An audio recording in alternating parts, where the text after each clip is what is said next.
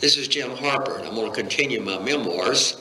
In the last year at Southeastern, one day in chapel, a friend of mine reached over and says, "Jim, would you like to preach for me in Hueytown for a couple of Sundays?" And boy, I was so anxious to preach, I didn't even pray about it. I said, "Oh yes, that'll be great." Well, he gave me a contact number and gave me some directions. And so April the 1st, which, by the way, was the day my third child was born, I'm there at the church preaching. I preached for 3 Sundays, and in that period of time, a couple of things occurred. One, I realized this was the most beautiful church I'd ever preached in, but it was only a third of the people that should have been there. I also realized that the church had gone through about a year and a half before a terrible split. And I realized that also, but I was so, I guess, personally fulfilled through the preaching that it didn't bother me what the problems were. But I began to sense that why was God sending me to this church? And I began to think about that. And I asked an older pastor, I said, "What am I supposed to do?" And he says, "Well, just pray about it and God will give you some instruction."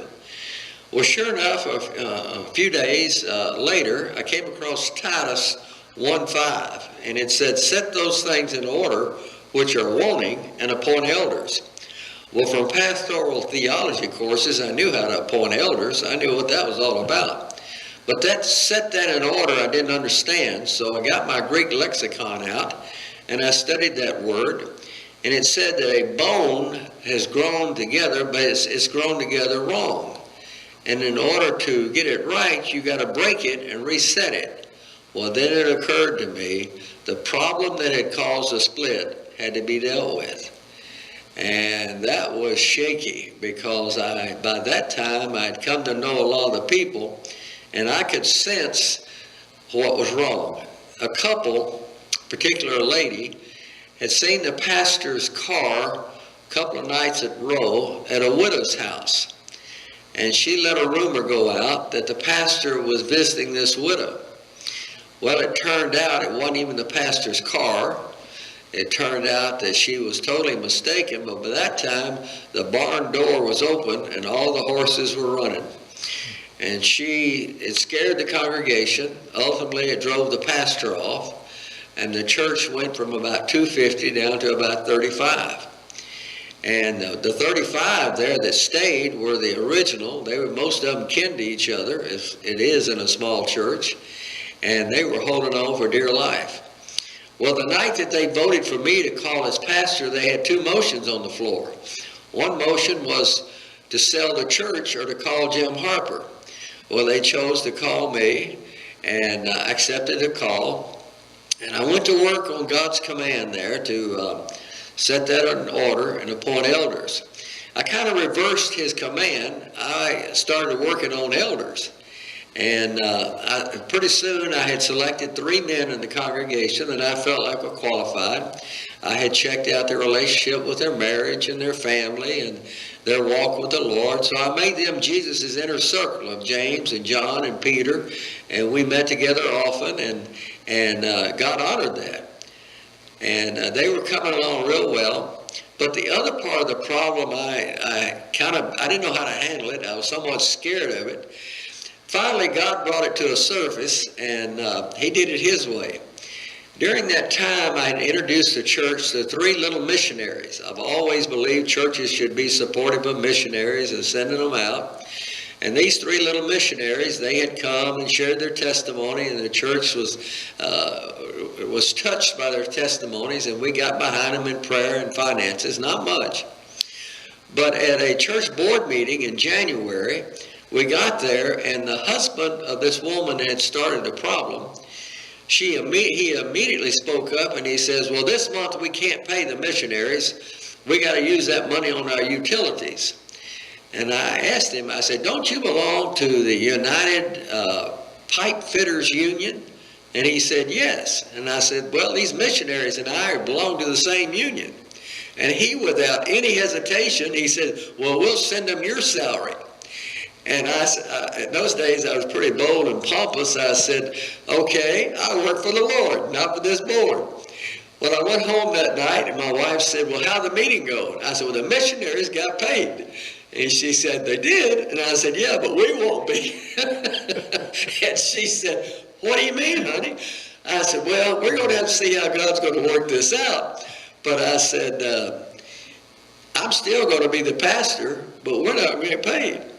So for the next 6 months, till the last of May, I continued to pastor there. And God honored that. A lot of good things happened in the church. These elders continued to grow. And finally, one night, these 3 elders and myself were kneeling in our prayer room. And the Lord moved on all of our hearts to see that we needed to ask this couple to leave the church. Now, that was a hard thing to do because 2 of these men were kin to this other man. But it was also hard because they were the biggest givers in the church. But these men came up off the floor in unity, same accord that this had to happen. And so I was the one elected to go tell them that they had to leave. And they didn't take it real well, but they packed their bags and they went. And they predicted the church would collapse in days, but it didn't. God kept us going. But there's one other thing I want to share about those few, well, a couple of things. I want to share how God's faithfulness was. He was providing for us. One Saturday morning, I woke up and Judy says, honey, I cannot fix another meal in this kitchen. And the baby has needs. And here again, I was pretty pompous, and I said, well, get dressed. We're going to the grocery store. She said, how are we going to do that? We have no money. I said, I don't know, but we're going to get closer to the food. So we got up and we got dressed. And as we were backing out, the most lost man on planet Earth pulled up behind my car. He had a map in his hand, and I got out, and he pointed on the map to where he wanted to go. And we turned that map every which way, and I could not convince him how to get on the highway. And he'd say, you turn here, turn there. I said, no, you go this way, you go that way. Well, finally, after he had robbed me of 15 minutes, the mail lady drove up. And the minute she drove up, he jumped in his car, didn't say anything else to me, and he drove off. I went over to get my mail, which was usually nothing but bills, and here was a check for $200. I realized then that I had just had an angel unaware, the most lost man on planet Earth, that had prevented us from going anywhere. And so sure enough, we went to the grocery store. Now let me share one other experience in that period of time. The college, we lived in Hueytown, and it was on one of there's valleys in Birmingham, and we were on one side of town, and the college was up on the other side of town, up on a hill. And by that time, I had a 3-point outline for driving. I had fuel, fumes, and faith in order to get to where I was going. And I don't know how the Lord worked it out, but many times I'd get to the school and know I was just about out of gas, and somehow we'd work it out. Well, one day I was asked to come speak at a church one night at a youth rally. And I agreed to that, and time I got to the school that day, I was really out of gas. So I parked my vehicle so I could take the emergency brake off and coast downhill. Now, I had figured out how God was going to handle this. You know, if you ever try to figure out God, you're going to be wrong, because God's ways are not our ways. I had figured out that if I spoke that night, there'd be a love offering, and the love offering would take care of my needs.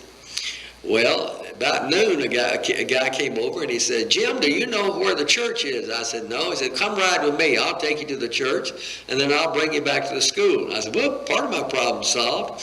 So we went. We had a good meeting. Everybody seemed to be, I was completely satisfied. Everybody else seemed to be satisfied. But there was no love offering. And so he took me back to the school. He let me out. I had about 100 yards to walk over to my vehicle. And as I'm walking across the parking lot, all of a sudden I hear this booming voice, Jim, Jim. And I looked up and said, is that you, God? Because I needed help. About that time, I look over on the brick wall, and here was Pop. Pop was the maintenance supervisor at the school, and he motioned for me to come over. I went over, and he says, Jim, I know you spoke at my church tonight, but I had a boiler in here I was working on and I couldn't be there. And he opened his billfold and gave me the most beautiful $20 bill I'd ever seen in my life. And I went over and got my vehicle, took the emergency brake off, coasted down the hill, and for $10 I could fill that thing up. And I called Judy and I said, now what were those items you needed? Now, there was a series of events like that over 5 months. And it was constantly showing us that we were in the care of God and that he would be out in front of us in every situation. And we were excited. Now let me share one more thing in that little church. One Sunday morning, a large family came in. When you got a small church and a large family walks in the door, everybody gets excited. And this family, it was 7 children and a mom and dad. Immediately I knew who they were. 2 of the girls were students at the college. Their names were Vanderplu, and they were from northwest Iowa, up near Sioux City, South Dakota. And I knew they had driven a long way, and I had an idea of what their need was. Anyway, right after the service, Mr. Vanderplu came up to me. The first thing I said to him, Frank is all right. Frank was a boy that I had led to the Lord in jail about 3 years before. Matter of fact, I was thinking it was the first person I ever led to the Lord. I was with a group called Criminals Anonymous, and we were in this jail. And my assignment that night with this group was to lead a song. Well, I'm not a musician. The only song I could carry a tune to was What a Friend We Have in Jesus. And so when you get to this last line, it says, a solace in him. And I was still in the drug business at that time, and I stopped and I said, you know, my company is working on a product called Solacin. It's a minor tranquilizer. It's a drug. Well, I said, but it can't do what Jesus can do for you. About that time, Frank's head flung up like a turkey when he go gobble, gobble, and he looked up at me, never quit looking from then on.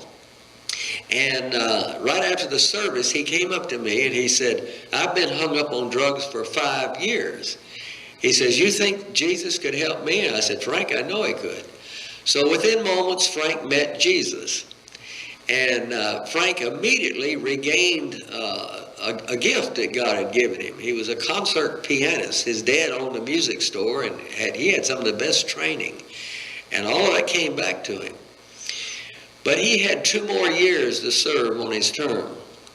And after 2 years, he followed me to Southeastern Bible College. He entered into the college. And within another year, he met one of the Vanderplu girls. And they fell in love. And she writes home to her dad, who was so proud of his family, this godly family. And she says, Dad, I think I'm going to marry a drug addict. And this just blew him away. So he drove 1,700 miles. I reached out to him and I said, Mr. Vanderplu, Frank is all right. I said, he's walking with the Lord. He hugged me, that big old farmer hugged me, and he said, I drove 1,700 miles for somebody to tell me that. They went home and got married. I was the best man at the wedding. I went all the way to Harper, Iowa.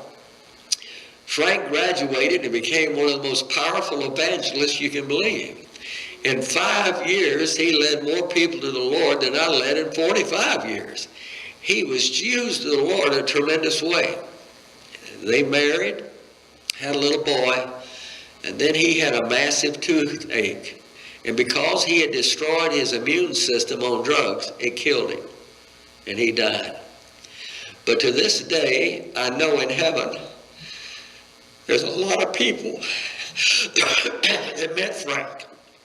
And Frank, he was a tremendous witness for the Lord. Well, now this is Jim Harper. I'm telling you about People's Church in Hueytown, Alabama.